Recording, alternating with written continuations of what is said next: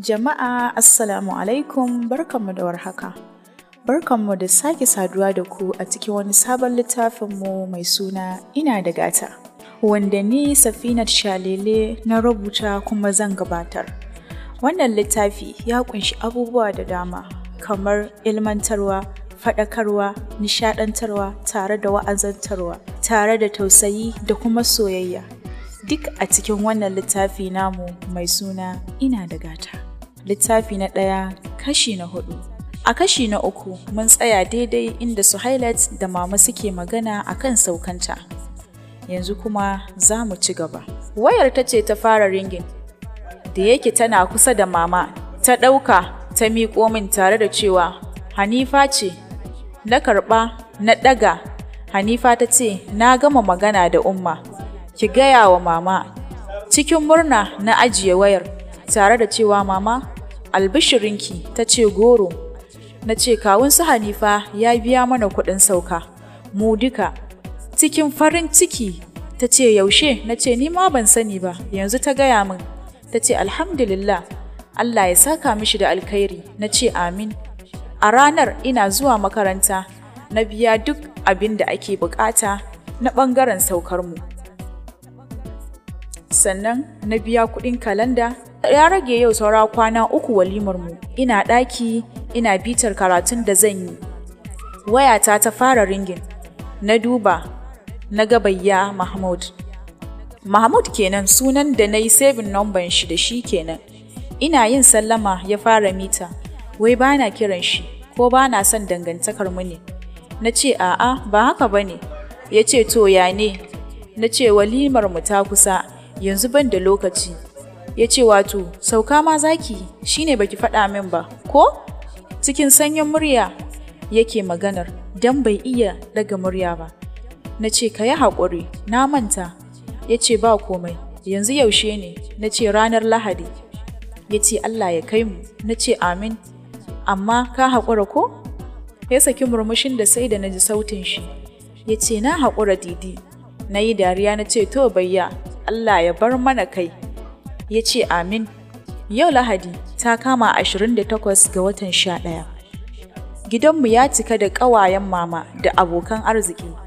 Ina ɗakinmu na shirya cikin kayan da muka yi anko.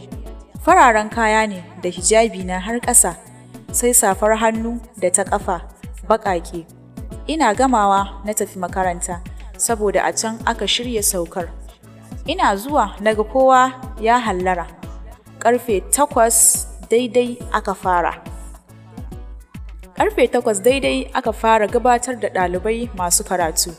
Ina cikin kalle-kalle na gan shi a zaune ɓangaren iyayen yara. Na yi mamakin ganin shi a gurin. Ya sakar min murmushi, na maida mishi da martani. Ya ɗaga min hannu alamar fatan nasara. Na amsa da kai.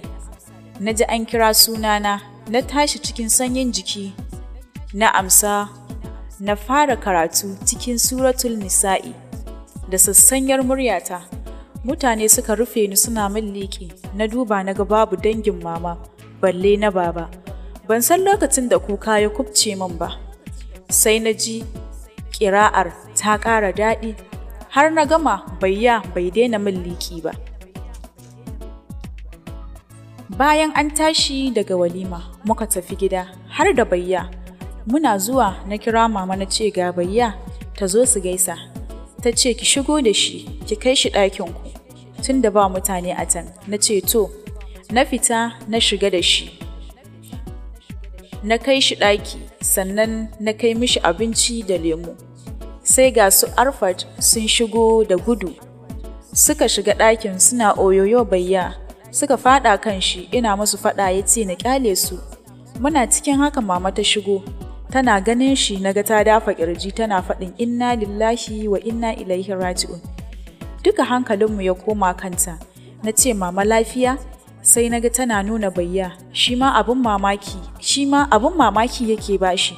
Na ce mama Mahmud ne fa. Ɗanki, ko kin manta?